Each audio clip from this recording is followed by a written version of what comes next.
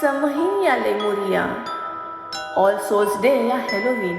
चलो देखते हैं हेलोवीन का जर्नी समहीन से हेलोवीन तक। सेल्टस यूरोप की प्रारंभिक जनजातियों में से एक थी। सेल्टिक लोगों का मानना था कि 31 अक्टूबर की रात को जीवित लोग और आत्माओं की दुनिया के बीच की रेखा धुंधली हो जाती है। बुरी आत्माएं पृथ्वी पर आती हैं, इसीलिए इन अपवित्र आत्माओं को भगाने के लिए हेलोवीन को मनाना शुरू किया गया था। हेलोवीन की शुरुआत कब हुई, तो ये जानने के लिए हम 1500 साल पीछे चलते हैं। उसकी उत्पत्ति एक प्राचीन पुराने सेल्टिक कैलेंडर से मिलती है और पुरानी सेल्टिक जनजातियों ने वर्ष को आधे प्रकाश और आधे अंधेरे से विभाजित किया था। अपने नए साल का स्वागत करने के लिए 31 अक्टूबर की रात वो लोग अलाव जलाकर अपना बोना और फसल उत्सव मनाते थे। प्राचीन लोगों के लिए फसल जीवन और मृत्यु का मामला था। यदि फसलें नष्ट हो गई, लोग भूखे रह जाएंगे, मृत्यु भी तो हो सकती है। अब इन्हीं दोनों से यहाँ ठंडा ज्यादा और अंधेरा जल्दी होने वाला था। इसीलिए हमेशा करीब रहो, एक साथ घर आओ और किसी को अंधेरे में अकेले बाहर मत भेजो। उत्सव के साथ साथ ये दी गई थोड़ी सी चेतावनी भी थी। समहीन का त्योहार फसल के अंत और सर्दियों की शुरुआत में नए साल में संक्रमण का प्रतीक है। सेल्टिक लोगों का मानना था कि त्योहार के दौरान आत्माएं पृथ्वी पर आती है।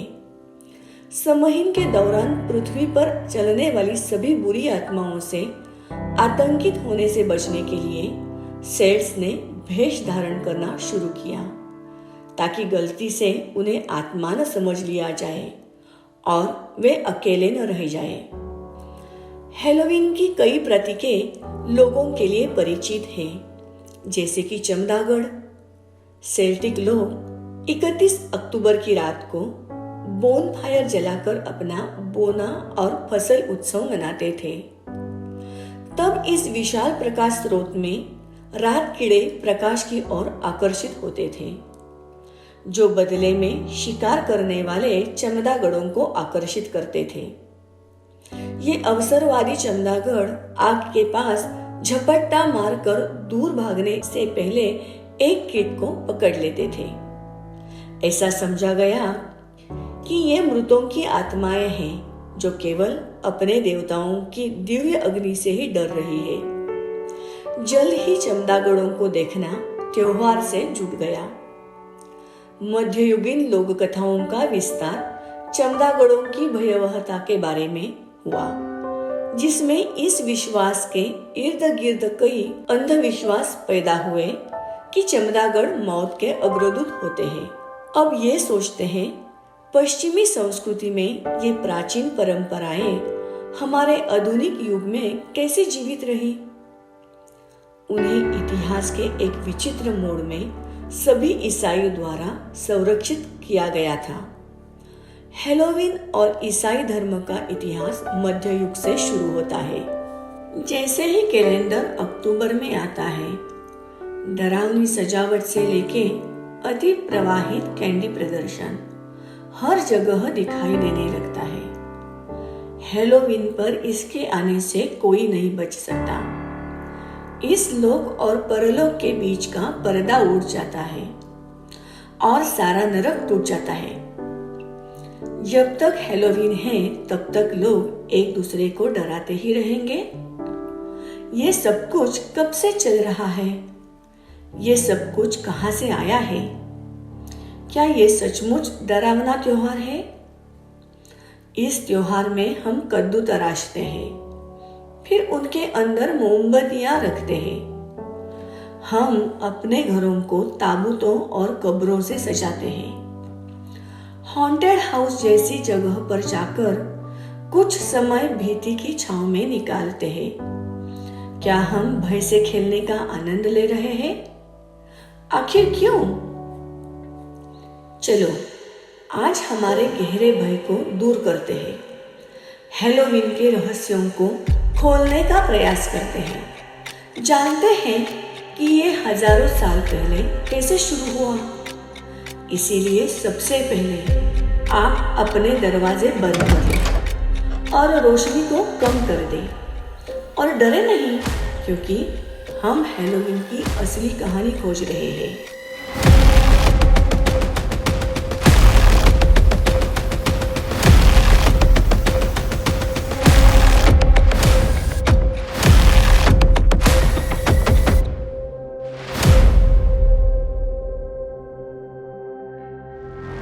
जैसे ही 31 अक्टूबर आता है, बच्चे पागलों की तरह भीड़ में आते हैं हमारे दरवाजे पे, हमें धमकी देते हैं और बदले में हम उन्हें मिठाइयाँ देते हैं। इतना ही हैलोवीन का वर्णन हम कैसे कर सकते हैं।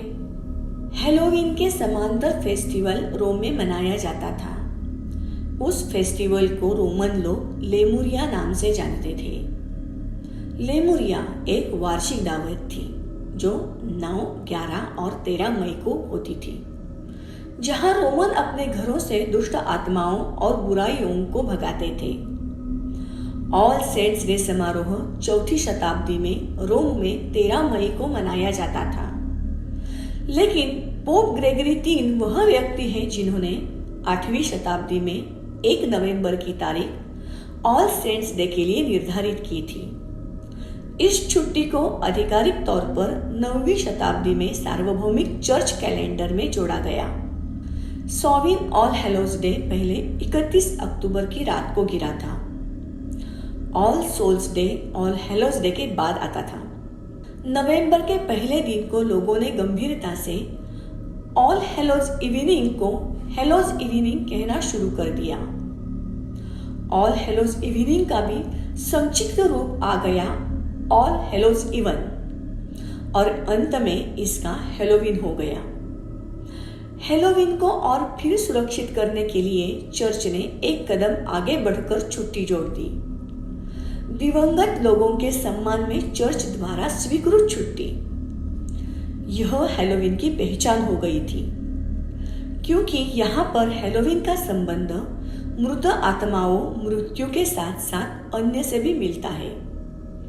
ईसाई लोगों का मानना था स्वर्ग और नर्क के बीच फंसी आत्मा जो कि पाताल लोक में रहती है, उनकी मुक्ति के लिए अगर पर्याप्त प्रार्थनाएं की जाए तो वो आत्मा पाताल लोक से स्वर्ग में उड़ के आ सकती है।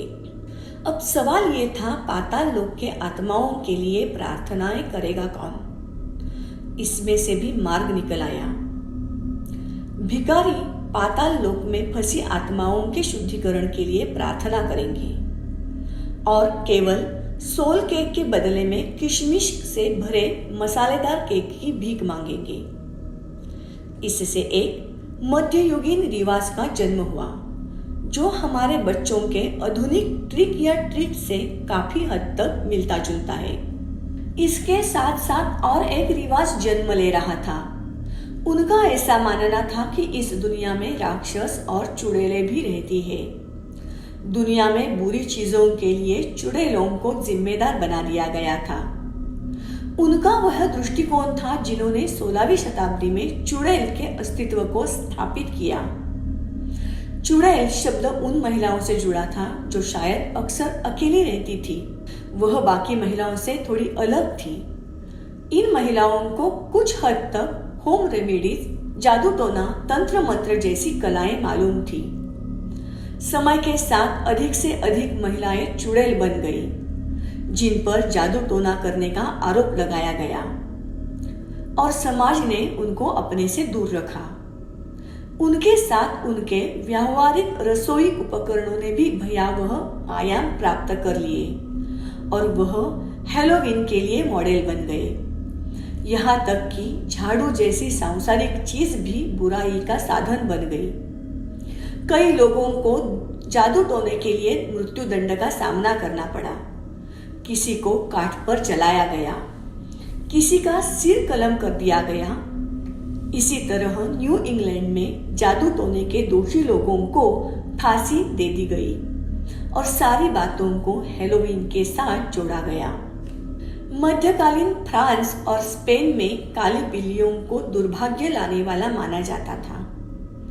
कुछ लोगों का मानना था कि यदि काली बिल्ली आपका रास्ता काट देती है तो आपके जीवन का मार्ग नीचे की ओर चला जाता है।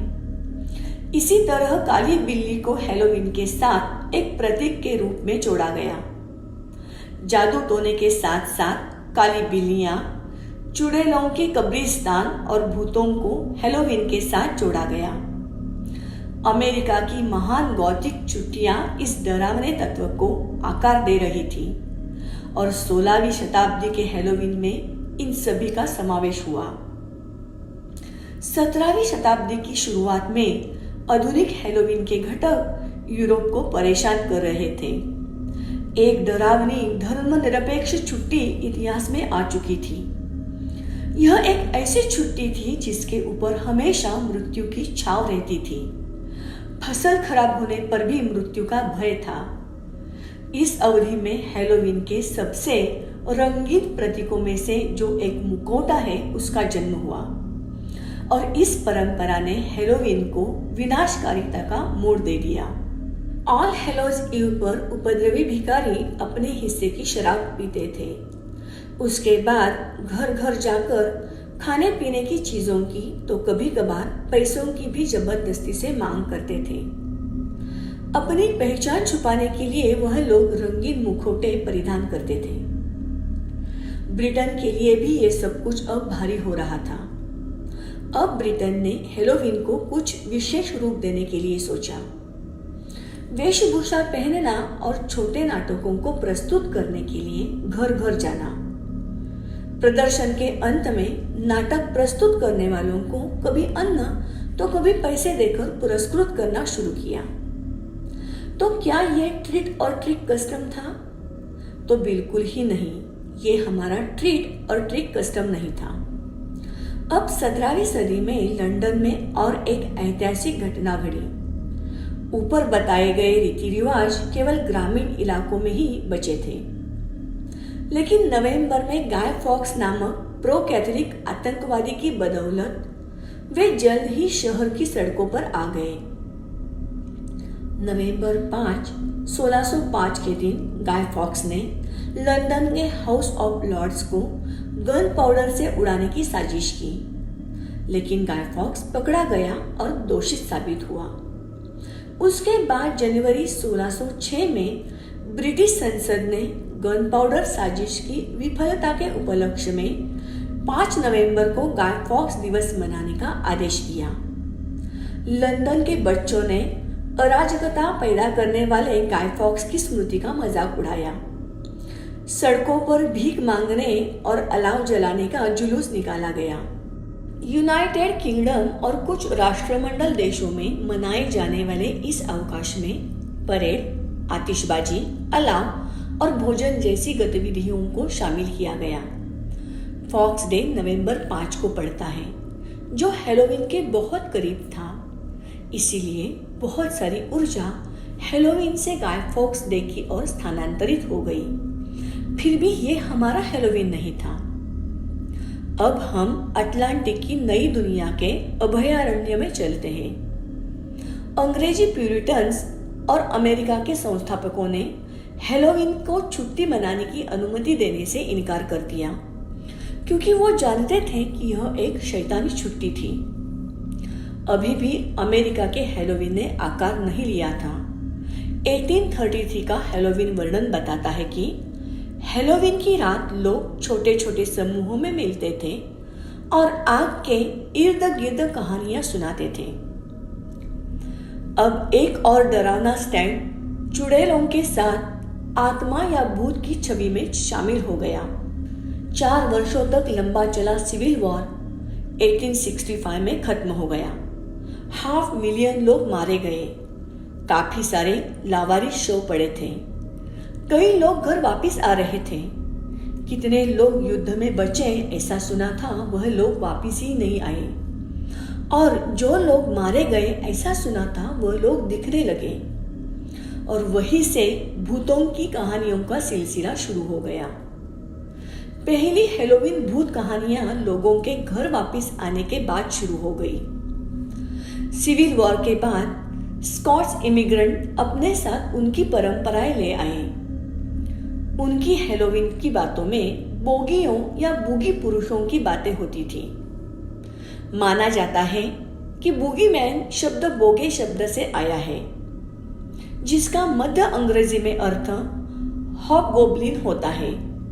बोगीमैन अधिकांश बोगीमैन केवल संभावित दंडों से बच्चों को डराने के लिए काम करते हैं, न कि वास्तव में ज्यादा नुकसान पहुंचाने के लिए। कहा जाता है कि अधिक शातिर बोगीमैन रात में बच्चों को चुरा लेते हैं और यहाँ तक कि उन्हें खा जाते हैं या कोई अन्य हिंसा करते हैं। ऐसा विश्वास था कि खिड़कियों पर थपथपाना, गेट या घूमने वाले दरवाजे के पास छिपना, बोगी तभी सब जगह था, जैसे कि कोई भी गेट है और हो सकता है वहां कोई बैठा है जो हेलोवीन का हस्ताक्षर प्राप्त करने के लिए आपकी ही प्रतीक्षा कर रहा हो। लोग सदियों से हेलोवीन पर जैक ओ लालटेन बना रहे हैं। यह प्रथा स्टिंगी जैक उपनाम वाले एक व्यक्ति के बारे में आयरिश मिथ से उत्पन्न हुई। कहानी के अनुसार स्टिंगी जैक ने शैतान को अपने साथ शराब पीने के लिए आमंत्रित किया। अपने नाम के अनुरूप स्टिंगी जैक अपने पेय के लिए भुगतान नहीं करना चाहता था, इसीलिए उसने शैतान को खुद को एक सिक्के में बदलने के लिए मना लिया और शैतान को बताया कि वो उस सिक्के का उपयोग अपना पेय खरीदने के लिए करने वाला है। अब शैतान ने खुद को एक सिक्के के रूप में बदल लिया, लेकिन जैक ने वह सिक्का रखने का फैसला किया और उस शैतान रूपी सिक्के को अपनी बगल में चांदी के क्रॉस के पास रख दिया, जिससे शैतान को अपने मूल रूप में वापस आने के लिए रोक दिया गया। फिर शैतान जैक को अनुरोध करने लगा कि उसे अपने मूल रूप में आना है, लेकिन जैक उसकी सुन नहीं रहा था। शैतान उसको बार बार अनुरोध करता जा रहा था। जैक ने अंततः शैतान को इस शर्त पर मुक्त कर दिया कि वह जैक को 1 वर्ष तक परेशान नहीं करेगा और यदि जैक मर जाता है तो वह उसकी आत्मा पर दावा नहीं करेगा। अगले वर्ष जैक ने फिर से शैतान को फल का एक टुकड़ा तोड़ने के लिए पेड़ पर चढ़ने के लिए उकसाया। जब वह पेड़ पर था, जैक ने पेड़ की छाल में एक क्रॉस का चिन्ह बना दिया ताकि शैतान नीचे न आ सके। जैक ने शैतान को तब तक नहीं छोड़ा जब तक शैतान ने जैक से वादा नहीं किया कि वह उसे अगले 10 वर्षों तक परेशान नहीं करेगा और यदि जैक मर जाता है तो वह उसकी आत्मा पर दावा भी नहीं करेगा। इसके तुरंत बाद जैक की मृत्यु हो जाती है। जैसे कि कहा जाता है, भगवान भी ऐसे अप्रिय व्यक्ति को स्वर्ग में आने की अनुमति नहीं देते।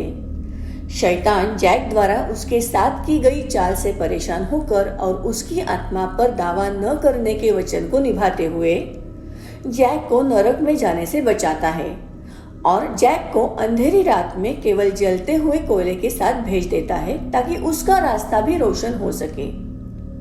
जैक उस कोयले को एक नक्शीदार शलजम में डाल देता है और कहा जाता है जैक तब से इस कोयले के साथ पृथ्वी पर घूम रहा है।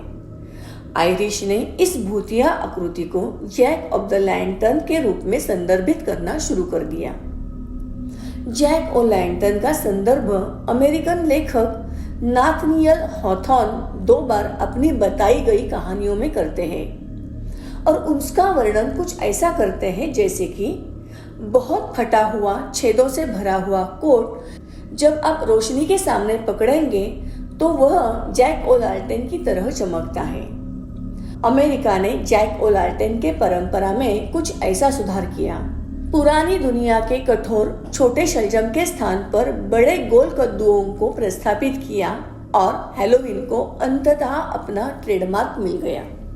18वीं और 19वीं शताब्दी में आयरलैंड और स्कॉटलैंड के आप्रवासी अपने हेलोवीन परंपरा को अमेरिका लेकर आए और उनके युवा जो हमारे दादा परदादा शरारत के पहले अमेरिकी मास्टरमाइंड बन गए।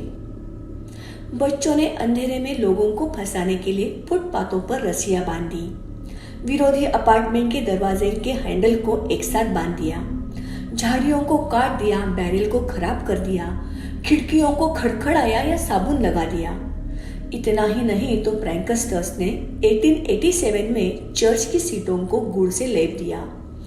1888 में किक मार के पाइप बम विस्फोट किए। 1891 में नए घरों की दीवारों को काले रंग से पोत दिया।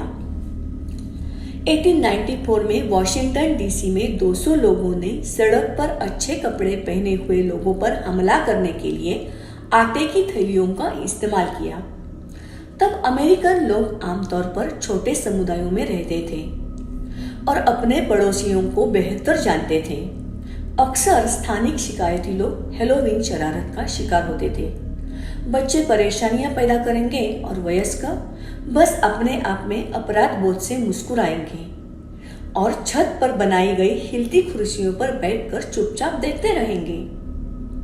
लेकिन जब 20वीं सदी की शुरुआत में अमेरिकन लोग भीड़ भाड़ वाले शहरी केंद्रों में चले गए, जो गरीबी, अलगाव और बेरोजगारी जैसी बड़े शहरी समस्याओं से भरे हुए थे, तो मजाक ने एक नई धार पकड़ ली। बच्चों ने आग के अलार्म बजा दिए, दुकानों की खिड़कियों पर ईंटें फेंक दी और प्रिंसिपल के घर पर अश्लील बातें लिख दी। उन्होंने अमीर लोग, वयस्क और आमतौर पर प्राधिकारियों पर आंख मूंद कर प्रहार किया। वे पैसे या मिठाइयां मांगते थे और न मिलने पर तोड़फोड़ की धमकी देते थे। कुछ वयस्कों ने जवाबी हमला करना शुरू कर दिया। 20वीं सदी की शुरुआत में अखबारों ने घर के मालिकों द्वारा केवल 11 या 12 साल के शरारती लोगों पर गोली चलाने की घटनाओं की सूचना दी थी। जब द्वितीय विश्व युद्ध में अमेरिका की भागीदारी बढ़ रही थी, तब न्यूयॉर्क के स्कूल अधीक्षक रोचेस्टर ने 1942 में एक अखबार के संपादकीय में लिखा था, टायरों से हवा निकलना अब मजेदार नहीं है, यह तोड़फोड़ है। इस वर्ष खिड़कियों पर साबुन लगाना भी मजेदार नहीं है, क्योंकि आपकी सरकार को युद्ध के लिए साबुन और ग्रीस की जरूरत है। यहाँ तक कि दरवाजे की घंटी बजाने से भी उसका आकर्षण अब खत्म हो गया है, क्योंकि इसका मतलब एक थके हुए युद्धकर्मी की नींद में खलल डालना हो सकता है, जिसे आराम की सख्त जरूरत है। उसी वर्ष शिकागो सिटी काउंसिल ने हेलोवीन को खत्म करने और इसके बजाय 31 अक्टूबर को संरक्षण दिवस का आयोजन करने के लिए मतदान किया। कार्यान्वयन का जिम्मा मेयर पर डाल दिया गया, लेकिन जिन्होंने इस बारे में ज्यादा कुछ किया नहीं, ऐसा बताया जाता है। द्वितीय विश्व युद्ध के बाद छुट्टियों को नियंत्रित करने और पुनर्गठित करने का प्रयास जारी रहा। उस समय वयस्कों ने भी हेलोवीन समारोहों को घर के अंदर मनाने का और विनाशकारी चालों से दूर रहने का फैसला किया। राष्ट्रपति ट्रेमैन के अधीन सीनेट न्यायपालिका समिति ने 1950 में हेलोवीन को युवा सम्मान दिवस के रूप में पुनर्निर्मित करने की सिफारिश की, यह उम्मीद करते हुए कि समुदाय जश्न मनाएंगे और बच्चों के नैतिक विकास के ऊपर ध्यान केंद्रित करेंगे। प्रतिनिधि सभा ने कोरियाई युद्ध से अलग होकर प्रस्ताव पर कार्रवाई करने की उपेक्षा की, लेकिन ऐसे समुदाय थे जिन्होंने इसे अपनाया। 31 अक्टूबर 1955 को फ्लोरिडा के ओकाला शहर में स्थानीय मूस लॉज द्वारा प्रायोजित युवा सम्मान दिन पर एक विशाल पार्टी में राजा और रानी को ताज पहनाया गया। 1962 के उत्तरार्ध में न्यूयॉर्क शहर के मेयर रॉबर्ट एफ वाइनगर जूनियर हेलोवीन को यूनिसेफ दिवस में बदलना चाहते थे। निस्संदेह उस समय तक वास्तविक समाधान पहले से ही व्यवहार में आ रहा था। ऐसा सोचा गया, बच्चे पहले से ही मिठाई या पैसे की मांग कर रहे हैं, तो क्यों ना इसे एक नए रचनात्मक परंपरा में बदल लिया जाए। उन्हें सिखाया जाए कि पड़ोसियों से विनम्रता पूर्वक मिठाइयाँ कैसी मांगी जाती हैं, और वयस्कों को आग्रह करे कि वह पहले से ही मिठाइयाँ तैयार रखें। संयुक्त राज्य अमेरिका में ट्रिक या ट्रिक का विवरण देने वाला पहला पत्रक लेख 1930 के दशक के अंत में द अमेरिकन होम में छपा। बच्चों के लिए रेडियो कार्यक्रम जैसे कि द बेबी स्नूक शो और परिवारों के लिए लक्षित टीवी शो जैसे द जैक बेबी प्रोग्राम ने ट्रिक या ट्रिक के विचार को राष्ट्रीय दर्शकों के सामने रखा। 1952 का डोनाल्ड डक कार्टून ट्रिक या ट्रिक मूवी स्क्रीन और टीवी के माध्यम से लाखों लोगों तक पहुंचा।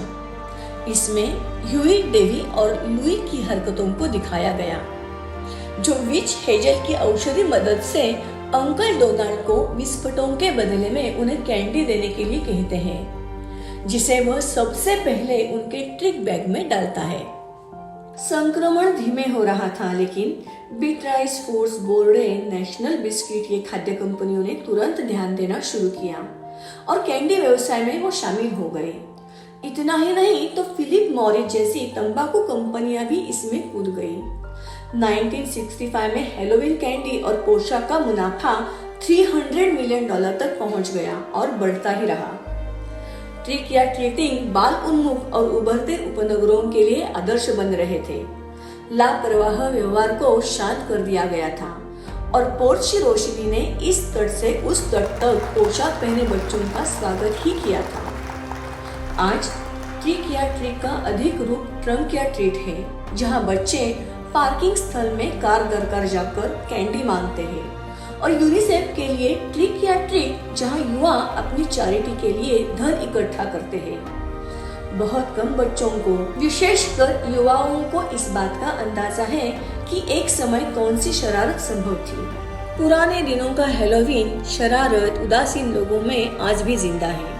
1994 में कैम्ब्रिज कॉलेज परिसर में ग्रेट डोम के ऊपर रखी गई विच्छेदित और पुनर्जोड़ी गई पुलिस कार के बारे में आप MIT पुलिस से पूछ सकते हैं, या न्यूयॉर्क शहर के उन मकसरों को पूछें जिन्होंने 2008 में लेक्सिंगटन एवेन्यू सबवे कार को एक प्रेतवादी घर के रूप में सजाया था। Till recent, there is an annual naked pumpkin run in Boulder, Colorado.